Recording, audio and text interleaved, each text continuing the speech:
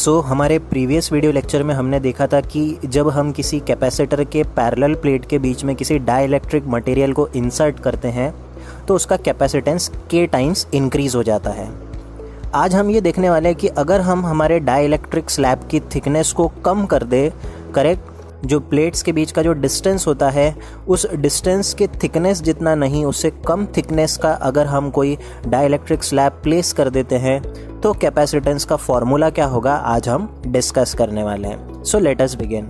सो बच्चों, आप यहाँ पे स्क्रीन पर देख सकते हैं हमारे पास एक पैरेलल प्लेट कैपेसिटर है और इन दो प्लेट्स के बीच में जो डिस्टेंस d है उसके थिकनेस से कम थिकनेस वाला हम एक डाइलेक्ट्रिक स्लैब को इंसर्ट कर रहे हैं, correct. So let the thickness of the slab be t such that t is less than the distance between the plates.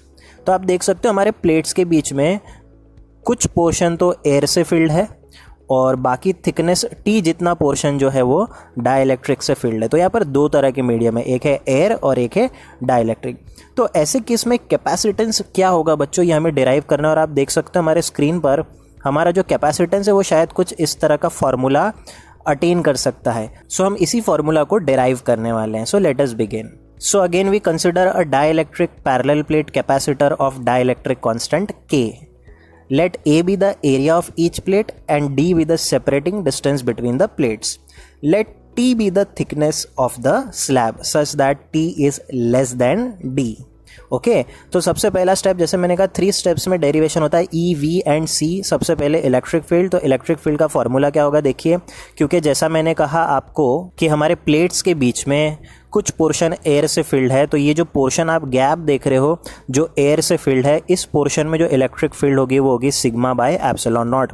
So air के वजह से एयर के मीडियम में जो इलेक्ट्रिक फील्ड है वो होगा E1 which is sigma by epsilon not, और जो स्लैब है उस पोर्शन में इलेक्ट्रिक फील्ड होगा E2 which is sigma by epsilon not into K। सो यहाँ पर दो इलेक्ट्रिक फील्ड्स रहेंगे, ऑब्वियसली दोनों सेम ही डायरेक्शन में रहेंगे, correct, from positive plate towards the negative plate. Okay, next step है हमारा पोटेंशियल डिफरेंस। तो आप देख सकते हो बच्चों पोटेंशियल डिफरेंस का हमने फॉर्मूला लिखा है V is equal to E1 whole into D minus T plus E2 into T।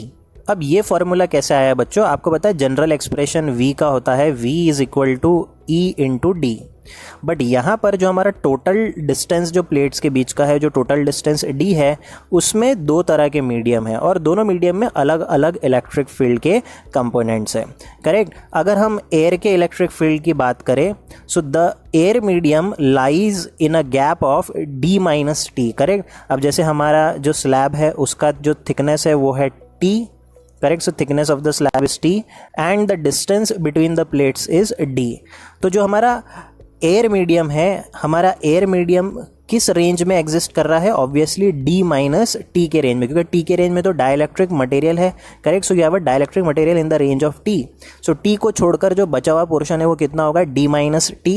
सो हमारे D माइनस T रीजन में E1 वाली इलेक्ट्रिक फील्ड होगी और T वाले रीजन में E2 वाली इलेक्ट्रिक फील्ड होगी जो कि डाइलेक्ट्रिक की होगी। सो इस तरह से हमने लिख दिया V is equal to E1 whole into D minus T plus E2 into T।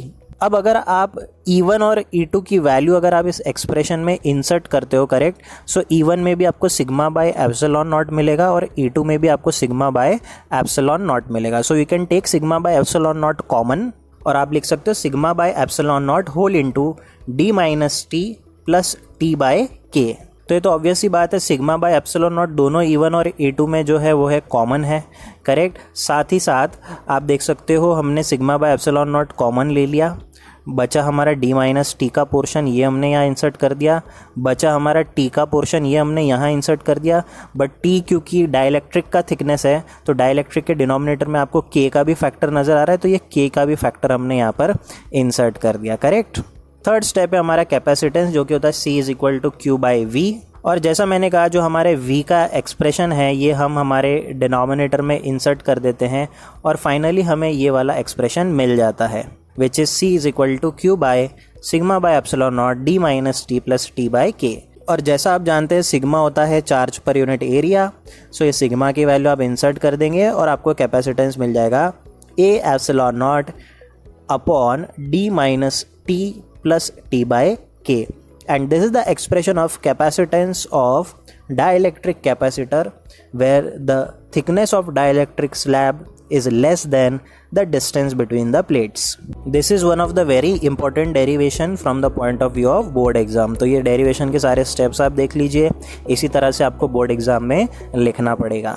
In the next video lecture we'll come up with another topic. Till then, stay tuned for the next video lecture.